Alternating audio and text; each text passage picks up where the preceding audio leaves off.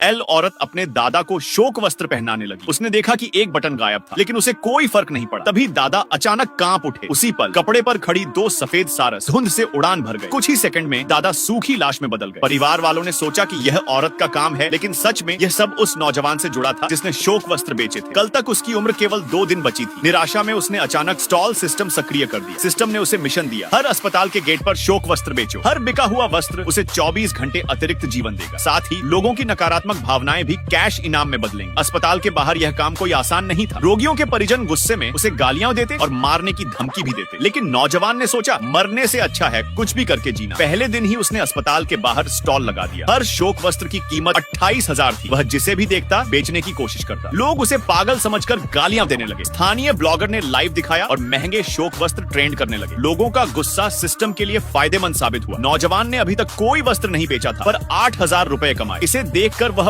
और भी लोगों को गुस्सा दिलाने लगा। एक आदमी से रहा नहीं गया और उसने स्टॉल पलट दिया। नौजवान ने उल्टा मजाक उड़ाया, तुम दादा दादी के लिए एक वस्त्र भी नहीं खरीद सकते, कितने नालायक हो। ये सुनते ही सबका गुस्सा फूट पड़ा और यह गुस्सा 10 लाख रुपए इनाम में बदल गया। पैसा कमाना इतना आसान देखकर नौजवान और भी लोगों से झगड़ने लगा। जितना लोग गुस्सा करते उतनी उसकी कमाई बढ़ती। तभी चौंकाने वाली बात हुई, वास्तव में किसी ने शोक वस्त्र खरीद लिया। वह कोई और नहीं बल्कि स्थानीय मशहूर अमीर परिवार की बेटी थी। असल में लिन परिवार के दादा गंभीर रूप से बीमार थे और बेटी दादा की आखिरी इच्छा पूरी करने आई थी, सारस वाला शोक वस्त्र। कीमत सुनकर वह झुकी नहीं, लेकिन नौजवान ने बेशर्मी से कहा, ये कपड़े सबसे उम्दा हैं। फिर भी बेटी ने दादा की आखिरी इच्छा के लिए खरीद लिया। जैसे ही वस्त्र बिका, सिस्टम ने 24 घंटे अतिरिक्त जीवन की सूचना दी। औरत अस्पताल पहुंची, लेकिन दादा पहले ही दम तोड़ चुके थे। वह उन्हें आखिरी बार वस्त्र पहनाना चाहती थी, पर उसका भाई रोकने लगा। संपत्ति पर कब्जा करना था, इसीलिए उसने नकली वसीयत पर साइन करने को मजबूर किया। परिवार ने धमकाया, साइन नहीं किया तो अंतिम संस्कार में नहीं आने देंगे। औरत को संपत्ति से कोई मतलब नहीं था। उसने साइन कर दिया, पर दादा की आखिरी इच्छा पूरी करने के लिए वस्त्र पहना दिया। वह बटन गायब होने का ध्यान नहीं दिया। फिर अचानक दादा चिल्लाए, 2 सारस काली धुंध से उड़ गए। परिवार डर के मारे दहल गया। कुछ मिनट पहले ही जिनका निधन हुआ था वही अब सूखी लाश बन चुके थे। कमरे में औरत के अलावा कोई नहीं था। सभी ने सोचा